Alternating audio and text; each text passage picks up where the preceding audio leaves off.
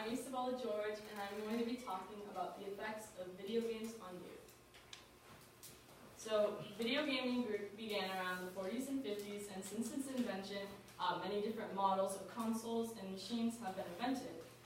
Initially, video gaming was a luxury of wealthy people because the consoles were so expensive and rare and they were new, but in retrospect to now, video gaming is easily accessible, and almost everyone in our country has access to a gaming console or machine.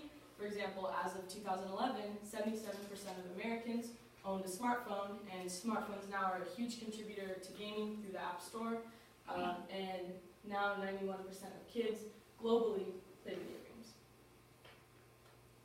So, my research question is, how do gaming's intensity and achievement opportunities contribute to addiction, increased aggression, and gun violence in a non-virtual world? The perspectives that I will be looking at are addiction, increased aggression, insensitivity, and antisocial behaviors, and then lastly, school shootings. So the first topic, or perspective I will be talking about is gaming addictions.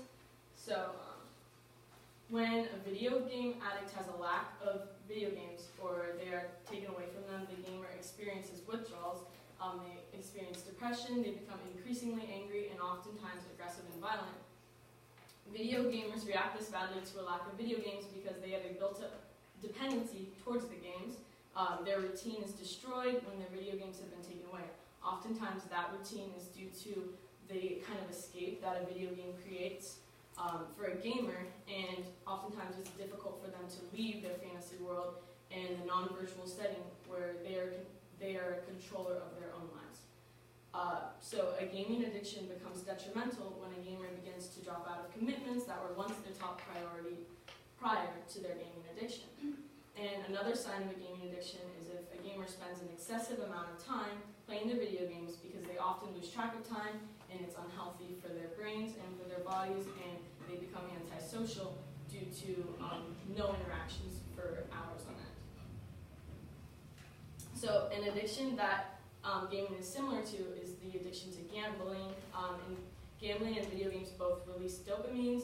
This means that the video gamer feels a sensation from the dopamines that are released, and gamers feel excitement and accomplishment when they achieve something in a game, and when a gamer fails, they always want to try again, and they never really know when to stop.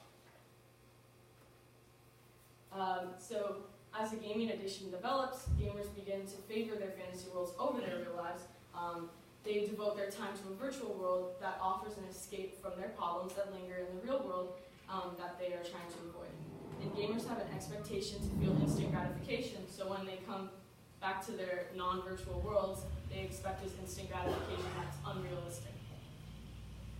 My second perspective is aggression, insensitivity, and antisocial behaviors. So out of 55 rated E video games, 35 included violence and 33 rewarded violence in games. And 32 of the games were marked without any violence, and these are all rated E for everyone, and still 14 of the games had violence. So it's beyond a parent's control. Parents can no longer look at a game and know if it's violent or not. If it has an E for everyone, then it's suggested for about 10 years and older, and so parents are kind of being tricked into trusting games. And a reason for why video gamers show signs of increased aggression is because their exposure to media violence leads them to the inclination to act more violently. This is due to children wanting to mimic what they see on TV. What a child watches seems normal to them, so they will try to copy that. Also, children are more prone to getting into fights. Because children expose themselves to violent video games, they ruin their own reputations at school and damage relationships and friendships with kids at school. There's an increased moral abandonment among younger generations because they're exposed to violence at a very young age. Their empathy decreases, their value of life decreases as they accumulate a ton of kills. As they gain more and more victims, their empathy for their victim has decreased.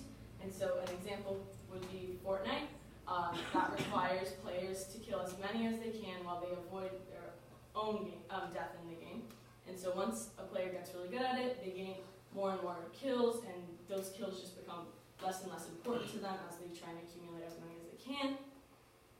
And also, children who grow up to scenes of violence, whether in their own households or the area that they live in, they have a similar decrease in empathy and decrease in sensitivity to seeing acts of violence that video gamers do experience. So that non-virtual world and virtual world really do connect. So as Jane McGonigal said in her TED Talk, how gaming can make a better world, she believes that in order to combat the world's leading problems, we should spend 21 billion hours weekly on games. And I think that this is quite a lot to ask for because this could go totally wrong. It would be a national and global norm for excessive video game playing, and there would be severe shifts in personalities. And so lastly, my final perspective is on school shootings. So Columbine, Sandy Hook, and Virginia Tech are some of the many shootings that were carried out by someone who was a video game player. Of these school shootings, a trend among them, unsurprisingly, was their love for first-person shooter games. So Dylan Klebold and Eric Harris of Columbine High School spent lots of time playing the first-person shooter game Doom.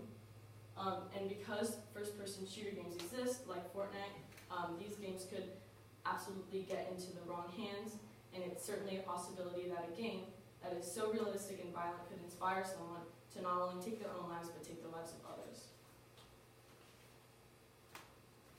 And as the numbers of school shootings keep increasing, they have become a normalization in the generation that has grown up since Columbine. So our generation is far too familiar with the stories of school shootings, and this needs to change. Instead of children being taught what to do in a shooter situation, the root of the problem lies on preventing the shooter from coming to school with a gun in the first place. Whether that be in gun control or not designing such violent games, there must be change. So my solution is games should have a more effective system of ratings. As I talked about earlier, the E for everyone is ineffective, and parents need to be informed that if a game is rated for everyone, they still should monitor what their child is playing. And as Fortnite is a game that can be downloaded on the App Store, basically if you have an Apple product, you're able to download it, so parents need to monitor what their children are playing.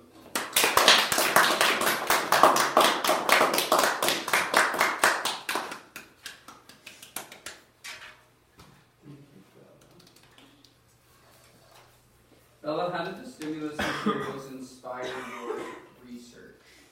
I think that the TED Talk by Jane McGonigal, if I'm saying it right, I disagreed strongly with the TED Talk, and I really did like a lot of what she said about how the skills and the kind of motivation that gamers have for their games, they really could be applied to the real world, but I think that there's this sense of a lot of detrimental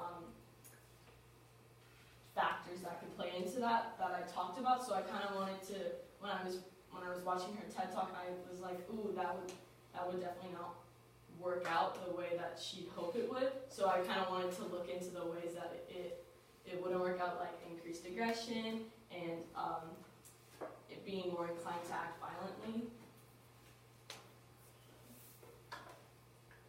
And how did you use the conclusions and questions of others' research or articles to advance your own research?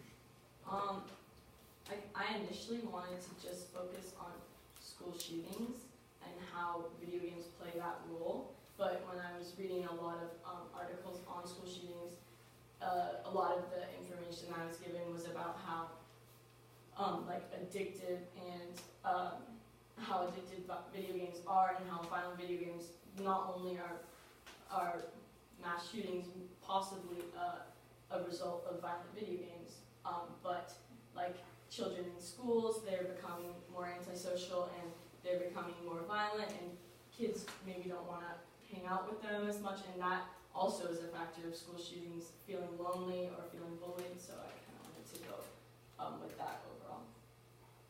Thank you.